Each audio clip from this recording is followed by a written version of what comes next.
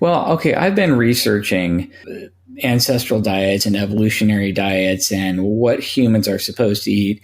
And I'm absolutely convinced that nobody's eating enough protein and everybody's eating too much carbohydrate.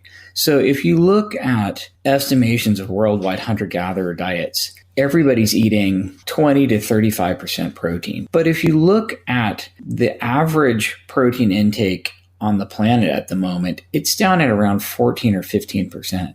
And then in the US over the past 50 or 60 years, we diluted our protein down to about 12.5%. We've somehow found the recipe for maximum fattening, which is getting at least half your calories from carbs and keeping protein fairly low at, around 10, 12%. So we basically throw weapons with incredible accuracy. We make tools, we make weapons, we throw them, we hunt down grazing quadrupeds, herbivores, and then we process them with tools and with fire. And as a result, we get this incredibly high nutrient density diet that supports our ginormous brains and our nutrient requirements without having to have a huge fermentation vat or whatever in our guts. So I think probably the ideal Homo sapien diet is basically meat, which is specifically processed and cooked. So we're definitely organisms that have evolved to eat cooked food because the nutrient extraction is higher. And then we eat opportunistically things like low sugar fruits and small plant underground storage organs like tubers. Today, we have bred all our cultivated grocery store fruits to have like an obscene amount of sugar in it. So now a grocery store banana has 29 grams of sugar in it, and it's so high in sugar that you cannot feed it to a zoo primate, which will get dental disease or diabetes. The fact that we've cultivated all these things to maximize energy yield and sugar yield. And in the process of maximizing the energy yield, you dilute out the protein, the fiber, and the micronutrients like minerals. So we see protein and mineral dilution and all this energy to the point that it's more energy than people need. So yeah, what are the more nutrient dense foods? Well, they're basically animal products. I mean, your most nutrient dense foods on earth are anytime you're eating an entire animal nose to tail. So an egg is literally everything you need to make a chicken, and the nutritional density is insanely high. Anytime you're eating a whole organism, you're getting a ridiculously high nutrient density. That would be, shellfish like mussels and clams and oysters. That would be small fish that you would eat in their entirety. Anytime you're eating something nose to tail, you're basically eating literally everything you need to create and sustain life. So that's your very highest nutrient density of all. Obviously, our omega-6 to omega-3 ratio currently is pretty terrible. And so anytime you can increase your omega-3 intake, that's probably good. So yes, I do like sardines and oily fish and salmon. I think those are great foods to be eating. Your body is actually battery powered. You are a battery powered machine, and you have a chemical battery, which is basically stored saturated body fat. So you're only supposed to be eating maybe 10% of your existence, or 5% or 1%. And the rest of the time, you're supposed to be running off of stored body fat. So your body has to be tuned for what it's doing most of the time, which is literally just running almost all your metabolism off of stored body fat, and really just only using glucose when your maximum energy output needs go up to 80, 90, 100%, like you're sprinting from a saber-toothed tiger or something. So your body's tuned to just run off of saturated fat all the time. And then you use glucose for emergencies. So when you overload your body with glucose all day, every day, you're kind of forcing yourself to be in this fed state nonstop. So you actually downregulate your ability to just run your mitochondria off of saturated fat, which is what they're designed to do. Looking at it through an evolutionary lens, we would hunt and gather. You're basically running off of stored body fat most of the time. And then you get a whole bunch of food together and you cook it and you eat it. And then you rest and digest. And then it all starts all over again. So what's not really evolutionary appropriate, I don't think, is to just eat all day long. Like roll out of bed, immediately eat something. Just have food right there and eat it. And then have a snack and then eat again. And then make yourself eat 3 times a day to the clock on a schedule. We've just really exploded the amount of times a day that we're eating with all of our snacking, driven by the snack food industry, of course, because, the more you eat, the happier they are. And it's really, really advantageous to roll that back. And we have all kinds of studies now on time-restricted eating. You can take any overweight or diabetic dog, cat, rat, mouse, or human, shrink their access to food from 24 hours a day down to, say, 8 hours a day, and they will immediately lose weight, lower body fat, lower blood sugar, reverse insulin resistance. It's fairly magical. And I am a huge fan of time-restricted eating.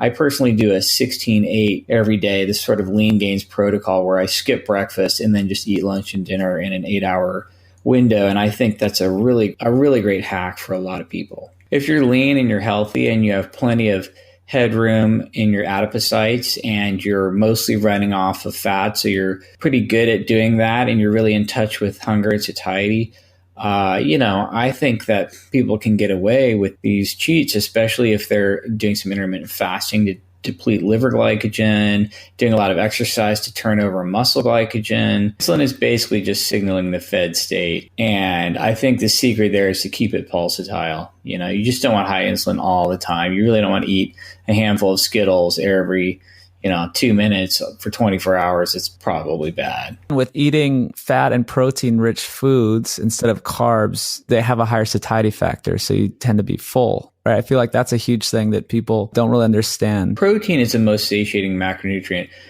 dramatically more satiating than the others. Fat is second, and carbs are the least satiating, and alcohol literally makes you hungry. If I just give you a little appetizer of protein, 2 hours later, you're going to eat way less than if you preload with anything else: fat, carbs, sugar. The worst is a combination of sugar and fat.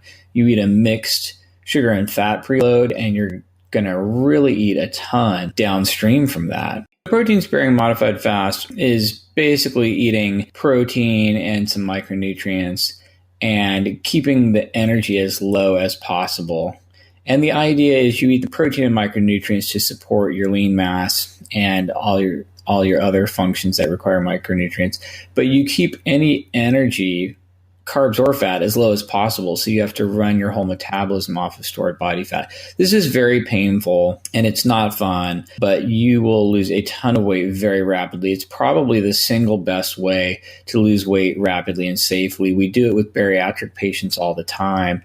And you can lose a ton of weight in a hurry. It becomes dangerous if you're trying to do this long term, if you're really, really thin. So basically, bodybuilders are, really trying to shave this down as much as they can. And you'll see bodybuilders, before they get on stage, their protein is extremely high, maybe 200 or 300 grams of protein. But they're very maybe low carb and low fat. They get the energy really, really low.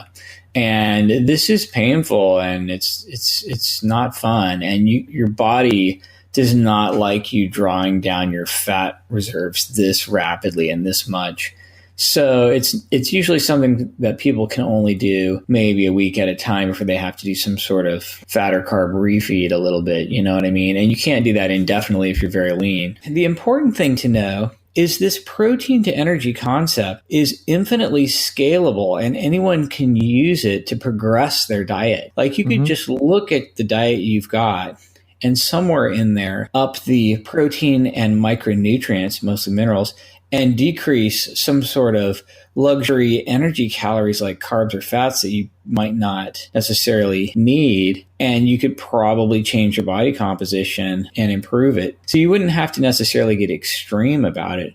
You could just make some little tweaks. This is something someone could do more gradually too, with the same concept. It's like you're just headed towards a protein-sparing modified fast, even if you're not really doing the full-on protein only. Problem with just not eating or just drinking juice, like giving yourself a little bit of glucose, the outcome of all of that type of dieting is the same. You're going to lose equal amounts of fat mass and lean mass. Like it's really 50-50. If you just stop eating or you just eat a couple hundred calories of juice every day, you're going to lose fat mass and lean mass equally. And that is not good. And you're going to be hungry. You're going to lose lean mass. And you might not set your set point lower. You might regain all your fat and maybe or maybe not regain your lean mass. And you probably haven't reset your body's set point, this sort of weight that your body wants you to be at. Well, first of all, your whole goal is to get the highest lean mass and the lowest fat mass that you possibly can, because then you're going to be the most insulin sensitive and you're going to have the most metabolic flexibility. This is kind of the ultimate goal, right? Highest lean mass, lowest fat mass. And the way you achieve that is make sure you're eating plenty of protein and minerals and micronutrients so you have everything you need for lean mass, and then just eating less energy. When people go on these diets where they cut down all the macros together, if you're just like, okay, I'm going to keep eating cheeseburgers and fries, just less of it. Well, now you've gone from your protein was probably too low to begin with to your protein's really too low, and you're going to lose lean mass, and you're probably going to regain all your weight when you're done eating that way because you're going to be starving. So if you go back and look at the obesity graph, right, we've all seen the obesity graph somewhere in the 70s. It took this sharp uptick and then just took off, and it's been climbing ever since. And if you look at macros back then and exactly what happened, carbs and fats went up dramatically in the 70s, and protein, absolute protein, stayed exactly the same. And what this represented was protein dilution. We dumped a bunch of sugar, flour, and oil into the food supply, pretty much equal carbs and fats, but all just empty calories. So we literally had to eat more to get the same amount of protein, because we're going to try to conserve the absolute amount of protein we eat. And that, honestly, if you run the numbers, that really could explain the entire obesity epidemic. And it was basically turning to bulk refining and transportation of sugar, flour, and oil. All of a sudden, every grocery store in the country had all these processed foods that had a lot of protein dilution with sugar, flour, and oil, because these foods are cheap and they have really long shelf life and they're a lot more portable and they were convenient, and everyone just started eating this stuff. Here's the question. Does blood glucose spike after eating protein? And I've done a lot of research into this, and I've pulled every study I can get my hands on, and I've realized that that's basically a giant load of crap. Like, I have study after study of people eating protein and then tracking glucose afterwards, and it really doesn't go up unless you're a type 1 diabetic with absolutely no insulin, and then you will see increases in blood sugar. Even then, not so much from gluconeogenesis, but rather from glycogen release from the liver. Gluconeogenesis, the generation of glucose from non-carbohydrate carbon substrates in the liver. This whole gluconeogenesis thing is really kind of overblown and kind of ridiculous. And most people can eat a ton of protein without converting much of it into glucose. Your body just deaminates it, and then you oxidize the carbon skeletons in your mitochondria just like you would anything else. The reality is, if you take someone who's type 2 diabetic and feed them more protein, their blood sugar actually goes down, and their 24-hour glucose area goes down about 40% if you double their protein intake. So honestly, eating more protein for a diabetic will lower their overall blood sugar. And for a normal subject eating protein, even a ton of protein, their blood sugar doesn't go up at all. I have studies where people ate 2 pounds of meat and then watched their blood sugar over the next 6 hours, and it didn't go up at all. Like none, like zero. So yeah, you are low carb yourself. And if anyone doesn't know, he's ripped. Ted's a beast. How do you work out? So I'm a body weight guy. I've basically never touched a barbell. I don't use weights. I don't use barbells. It's all body weight. And my routine is so simple that everyone would probably just die if they knew exactly how extremely lame and basic it is. I mean, for years and years and years, I've mostly just done push-ups and pull-ups and squats and like bodyweight squats, and that's it. Either every other day or 3 times a week or daily, so basically somewhere between daily to every other day. And these are very brief workouts. They're about 15 minutes. And I will just do anywhere from 1 to 3 sets of a move to failure. And it's usually a basic pushing move, such as dips, push-ups, handstand push-ups, and then a basic pulling move, really only just pull-ups. That's all I've done. I don't really do rows or anything else. So it's one pulling move, pull-ups. It's several different pushing moves, could be dips, push-ups, or handstand push-ups.